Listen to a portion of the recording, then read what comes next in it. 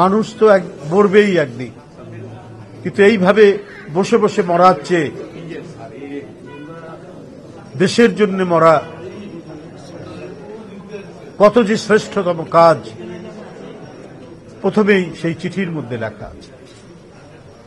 এটা পড়ার পর আমাদের জীবনকে মনে হয়েছে তুচ্ছ। আমরা ছাত্র রাজনীতি করেছি, জাতীয় রাজনীতি করছি, আমরা মনে হয়েছে এই সমস্ত আত্মদানকারী বীর শহীদরা যে দৃষ্টান্ত স্থাপন করেছেন তার কাছে আমরা তুচ্ছ, আমরা ম্লান হয়ে গেছি। এই আনাসের কাছে, জুনায়েদের কাছে, ইয়াসিরের কাছে, আব্দুল্লাহ সিদ্দিকের কাছে। বন্ধুরা, কেন এদের এই নিষ্পাপ শিশুদেরকে হত্যা করা হয়েছে? শেখ হাসিনার পুলিশ, শেখ হাসিনার র্যাব কেন করেছেন? তার অবৈধ ক্ষমতাকে আটকে রাখার জন্য, টিকে থাকার জন্য। আর কিসের জন্য? তার পরিবার, পরিজন, ভাগনা, ভাগ্নি সবাইকে আঙ্গুল ফুলে কলা গাছ গড়ে তোলার জন্য। শেখ হাসিনা এই বাচ্চাদেরকে হত্যা করতেও দ্বিধা করেনি। এদের রক্ত নিয়ে, এদের রক্ত ঝরিয়ে শেখ হাসিনার ভাগ্নি, শেখ রেহেনার মেয়ে, লন্ডনে শেখ হাসিনার ঘনিষ্ঠ এক ব্যবসায়ী তাকে ফ্ল্যাট লিখে দেয়, তার ছোট বোনকে ফ্ল্যাট লিখে দেয়। ওরা হিংস্র পশুর চাইতেও ভয়ঙ্কর ছিল।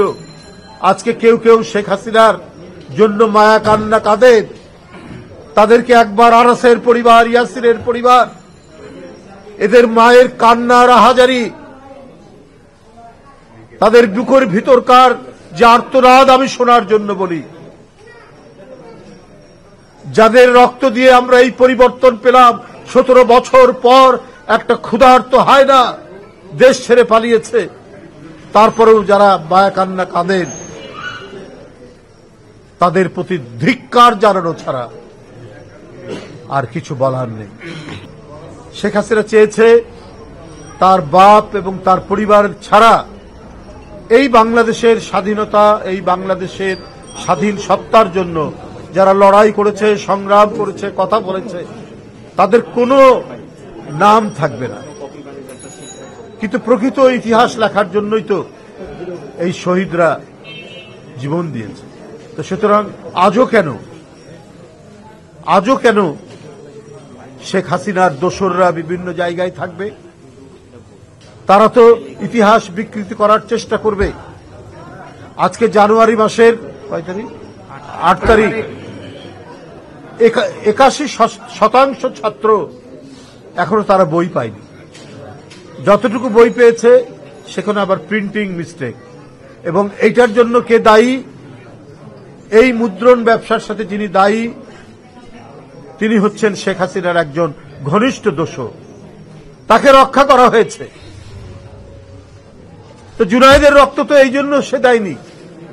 ক্লাস 9-এ পড়া একটা ছেলে, সে তো একটা সুন্দর বাংলাদেশ করার জন্য দিয়েছিল, যে হ্যাঁ ফাইনাল পরীক্ষা শেষ হওয়ার পর তার হাতে ঝকঝকে নতুন বই এসে পড়বে। অথচ 51% বই ছাত্রছাত্রীদের হাতে এসে পড়েনি, কারণ সেখানেও শেখ হাসিনার দোসররা আছে।